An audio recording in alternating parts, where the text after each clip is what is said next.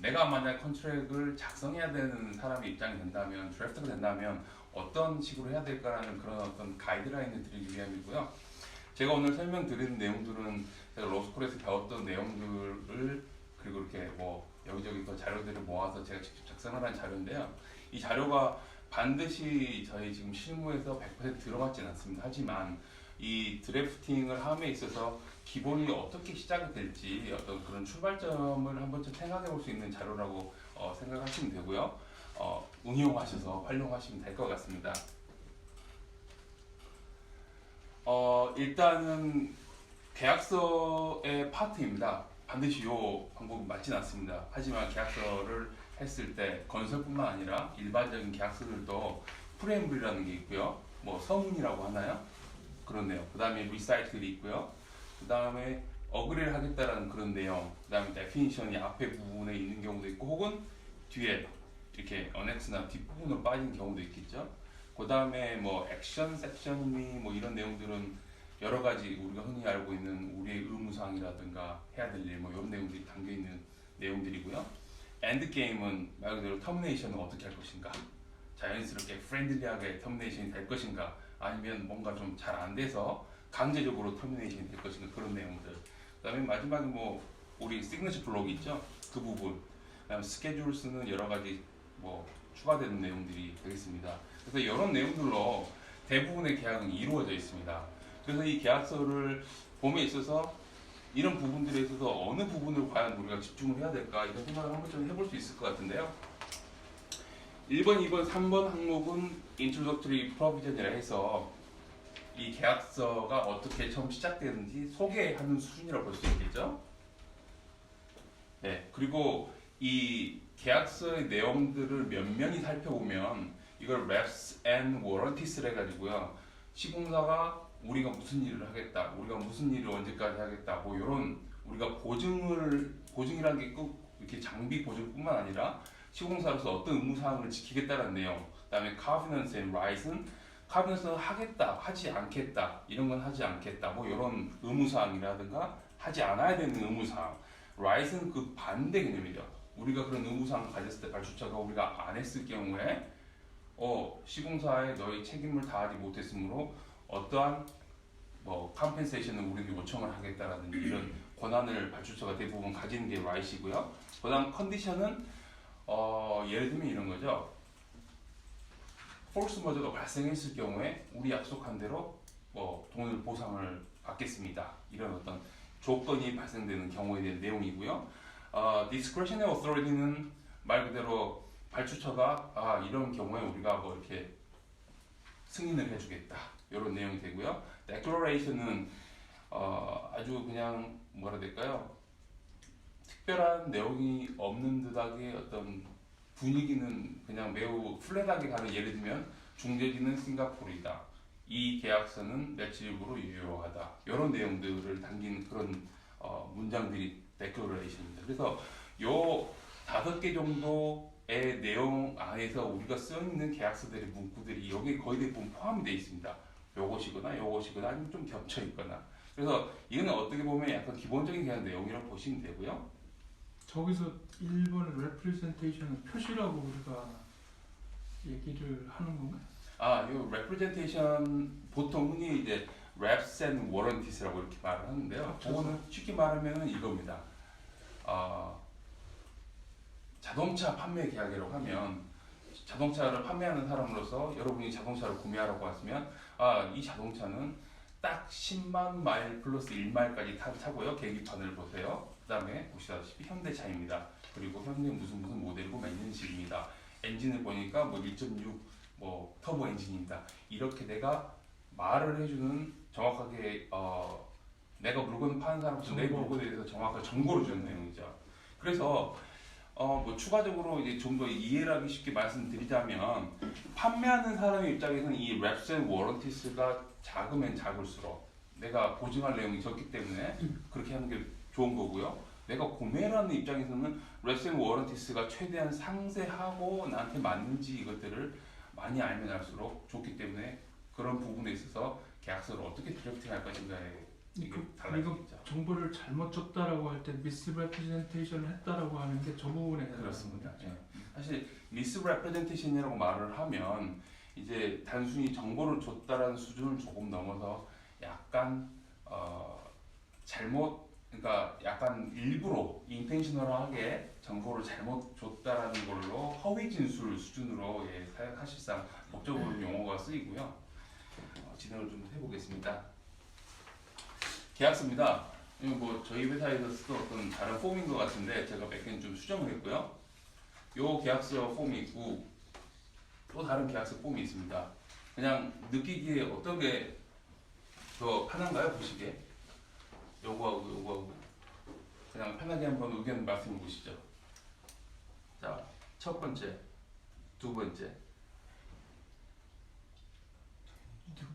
두 번째가 더 여기 좀 더 편하신 것 같죠? 예. 왜 그럴까라고 저도 생각을 해봤습니다. 일단 고어가 막 들어가. 그거 빽빽하지 않습니까? 예, 빽빽하고요. 뭐 whereas 뭐 있고요. 뭐 이런 거. 그다음에 witness 뭐 이런 거 있고요. 두 번째 거 보면 좀 심플합니다. 심플하고 parties, recitals 이렇게 돼 있는데요. 제가 이것들 두 개를 가지고 온 이유는 뭐냐면 많은 계약서가 이 앞서 본 계약서처럼 이렇게 쓰여 있습니다. 그리고 우리가 볼 때 처음에 부담을 느끼는데요. 과연 이렇게 써진 글자들 속에서 witness 뭐 이런 말이 뭘까? herein after하고 뭐 here with, therefore, whereas 이런 말들을 내가 명확하게 잘 모르는 것 같다는 느낌이 들 수 있습니다. 아마 그럴 거라고 생각해요. 근데 과연 그게 문제가 있느냐? 그렇지 않습니다. 왜냐하면 계약서는 양자 간에 명확하게 계약이 될 수 있게끔 만들어져야 되는 게 계약서인 것이지 뭔가 어려운 말을 써서 계약서를 만드는 게 계약서는 사실 아닙니다. 그래서 이것은 쉽게 말하면 컨벤셔널한 방식인데 예전에 써오던 방식인데 선배들이 써오던 것들을 우리가 버리지 못해서 계속해서 그걸 가지고 계속 디벨롭을 해가지고 쓰고 있다고 생각을 하고요.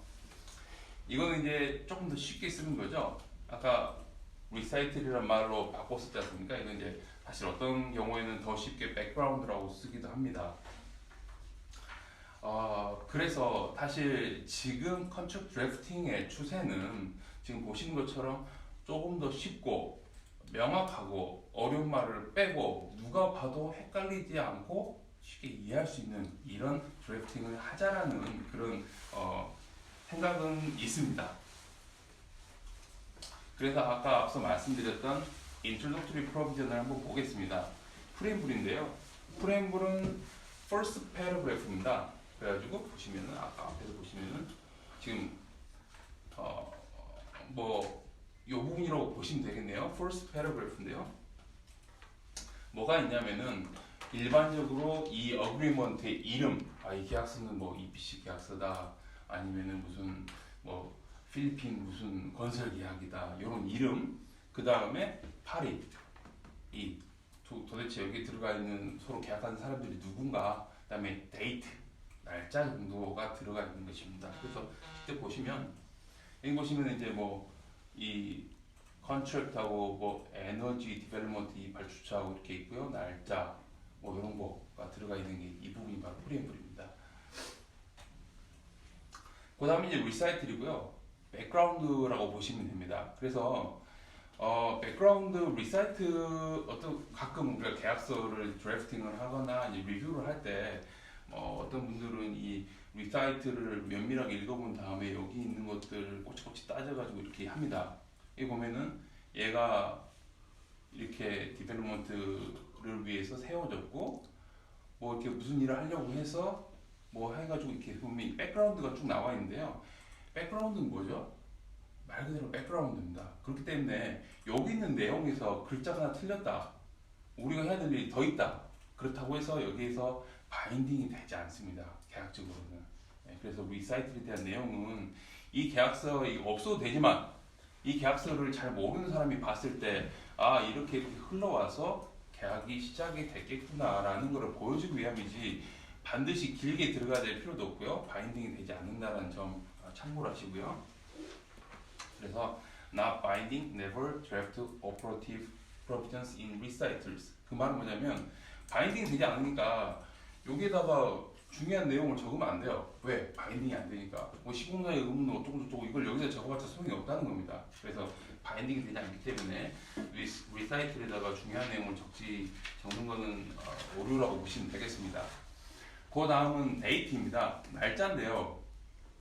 날짜가 두 가지 버전이 있습니다. 첫 번째 버전은 뭐 우리 흔히 보는 dated January 6th 뭐 이런 거고요. 그 다음은 as of라는 게 있는데요. 두 개가 뭐가 다를까 잘 모르고 쓰거나 as of가 뭔가 좀 멋있어 보여서 영어를 잘하는 것 같아서 쓰는 경우도 있는 분이 있는 것 같습니다. 하지만 두 개는 약간 다릅니다. 흔히 쓰기로는 첫 번째 걸 쓰지만 만약에 as of로 쓴다 하면은 그게 소급 적용을 위해서 쓰는 경우입니다. 그래서 만약에 영어로만 본다면요, an as of date is self-evident. 즉 그 말은 as of를 썼다는 이유만으로 계약서에 이게 써 있으면 지금 우리가 얘기하는 거는 3월 달인데 당시에 뭐 1월 1일에 이런 일이 있었구나라는 이 as of 자체가 그 과거의 사실이 이렇게 돼서 이렇게 소급 적용됐다 이런 내용들을 보여줄 수 있는 self-evident하다고 보시면 되겠고요. 만약에 또 그런 내용들이 특히 중요할 때 이 more important한 경우에 accuracy가 중요할 때 이런 as of를 쓰는 것입니다. 그래서 예를 들면요, 한글로 쉽게 보면 실제 업무 투입이 5월 23일부터 시작을 했어요. 5월 23일에 와서 일을 하세요라고 회사에서 불렀는데 고용계약서는 우리 담당 임원이 안 계셔서 7월 1일에 서명이 가능할 것 같아요. 괜찮죠? 일단 일하세요.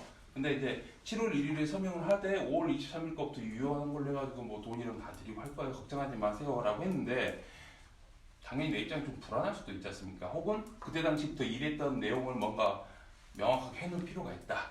그럴 때 이제 유효 일자는 5월 23일이고 시그니처 블록 사이에 블록에다가 따로 서명일이 별도로 또 있으면서 그때는 이제 7월 1일로 적겠죠. 이렇게 활용을 할 때 as of를 사용하는 겁니다. 그 다음은 words of agreement입니다. statement of consideration이라고 하는데요. 요거는 뭐냐면은 앞에를 보시면 더 명확합니다. 자, 여기 볼까요? 바로 이 부분입니다. 이 definition이 바로 나오기 직전 해가지고 now therefore in consideration of the promises and mutual covenants and agreements contained herein 다 표현 말 같아요. and other good and valuable consideration the receipt and sufficiency of which are hereby acknowledged and the parties covenants and agree as follows. 그렇죠? 결국 이제 요래요래해서 이제 다음의 내용을 우린 동의합니다라고 시작을 하는 겁니다. 좀 긴데요. 다음 걸 보시면 간단합니다. The employer and the contractor agree as follows. 이 한 줄이 제가 말씀드렸던 여기 보면은 뭐죠? Words of Agreement입니다. 근데 이 Words of Agreement를 과연 아까 그것처럼 길게 써야 되는가 라는 의문이 있는데요. 만약에 이렇게 이것처럼 이렇게 길게 안 쓰면 뭔가 불안하실 수도 있겠어요. 하지만 이 Words of Agreement의 시작은 사실은 우리 계약의 3요소라고 배웠던 거 있죠. 저는 현학봉 대표님께 배웠던 게 아직도 기억이 납니다. 예. 뭔가를 뭐죠? 계약의 3요소가 오퍼가 오면 예.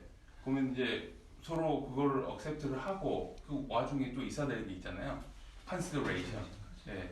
우리말로는 잘 기억이 안 납니다. 그냥 대가 정도 약인인가요? 예. 근데 이런 in consideration of라는 이 consideration이 있는가 없는가를 계약적으로 따지던 예전 시절에 이게 유효했지만 지금은 그게 아닙니다. 지금 그 필요 없고요. 이 한 줄이면 끝납니다.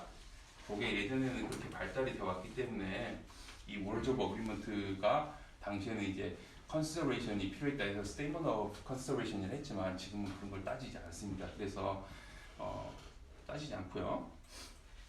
그래서 지금까지 한 이 introductory provisions,를 요약을 하자면 preamble은 이 contract이 뭔가 타이틀, 파리, 데이트 같은 거를 아이덴티파이를 해주는 거고요. recital은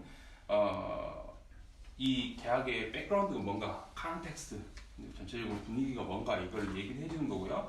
words of agreement는 그래서 계약을 하겠다, 계약합니다. 이렇게 이제 그런 이제 내용이라고 보시면 되겠습니다. 그래서 월드 오브 어그리먼트 말씀드린 것처럼 매우 간단한 요게 이제 요새 추세고요. 좀 그래도 좀 길게 하고 싶다. 그러면 인컨시더레이션 뭐 요거 넣기도 하고요. 옛날 방식은 이렇게 또 딱딱하게 대문자 부착해가지고 길게 쓰는 방법도 있겠죠. 그런 방식이 있었습니다. definition입니다. 흔히 definition이 이제 시작하는 앞부분에 나오긴 하는데요. 간혹 어떤 계약서들의 definition이 긴 경우에는 definition을 뒤쪽으로 맨 뒤로 빼서 annex로 나와 있는 경우도 있고요. 최근에 수익도 바뀌었던 것 같은 definition이 해당 파트별로, 그러니까 뭐 해당 파트별로 관련된 것들이 묶은 경우도 있고, 그게 길어졌을 경우에 이제 알파벳 순서대로 가는 경우도 있고요. 그런 게 이제 definition입니다. 그래서 아까 말씀드렸던 내용 중에서 지금 이제 introductory provision이 있었고요, definition이 있었고요. 그 다음 내용을 좀 말씀을 드리는데, 이제 중요한 내용 중에 reps and warranties 부분입니다. reps and warranties는 내가 많은 것들을 보증을 하고 설명을 하고 이게 맞습니다라고 내 물건을 설명하고 내 의무사항을 설명을 할수록 리스크는 늘어나게 돼 있습니다. 그러면 그런 것들을 드래프터로서 어떻게 이걸 한정을 지어야 될까라는 이제 의문이 생기는데요. 플랫하게 한정을 짓거나 퀄리파이드하게 한정을 짓는 방법이 있습니다. 일단 플랫하다는 얘기는 깔끔하게 짧고 깔끔하고 명료하게 위글할 수 있는 룸이 없게, 그래서 seller represents and warrants to buyer X that the car's mileage is X. 마일리지는 몇 마일 탔다라고 딱 해놓으면 눈으로 보면 끝이지 않습니까? 그래서 이런 경우에는 뭔가 룸이 없는데, 반면 이제 qualified representation을 하는 경우에는 예를 들면 seller's best knowledge, 도대체 best knowledge는 어느 정도죠? 알 수 없습니다. 약간 불명확하긴 하지만 reasonable knowledge, 불명확하긴 하지만 뭔가 이렇게 조금 움직일 수 있는 룸이 있고 설명할 수 있는 룸이 있게 만드는 거죠. 그 다음에 materiality를 이제 표현하는 방법은 material respect, 이제 중요한 면에서 이게 true다 그러면 이건 이제 문제가 없다 뭐 이렇게, 아니면은 in compliance with all material laws 뭐 이런 식으로 이제 표현을 하는 방법입니다. 요거는 계약서에서 많이 보이는데요. best practice, 사실 되게 시공자 입장에서는 싫고 발주자 입장에서는 뭔가 그런 걸 만들어놔서 우리를 꼬투리 잡을 수 있는 그런 부분 만들고 싶어하는 그런 예가 바로 이 qualified representation이라고 보시면 되겠습니다. 그때는 시공자는 best practice를 항상 바꾸고 싶겠죠. 뭐 commercially reasonable 뭐 이런 걸로, 네, 그런 예고요. 그 다음은 이제 covenants입니다. covenants는 약속인데요. 하거나 하지 말아야 될 거에 대한 약속입니다. 그런 것들이 뭐가 있을까요? 예를 들면은 해야 되는 게 뭐가 있죠? 도면 같은 거, 아니면 뭐 설계를 한다, EPC 설계를 한다, 그러면 설계 승인을 받아야 되겠죠? 해야 되는 의무사항. 그리고 하지 말아야 될 건 뭐가 있죠? 예를 들면은 벤더 리스트 미리 제출한 거 외에 서브 컨트랙터를 우리 마음대로 데려가서 쓴다, 발주처가 못하게 하겠죠? 하지 말아야 될 것들, 이런 것들에 대한 내용들이 계약서에 무수하게 나와 있는데요. 그런 것들을 바로 카비넌스라고 말을 합니다.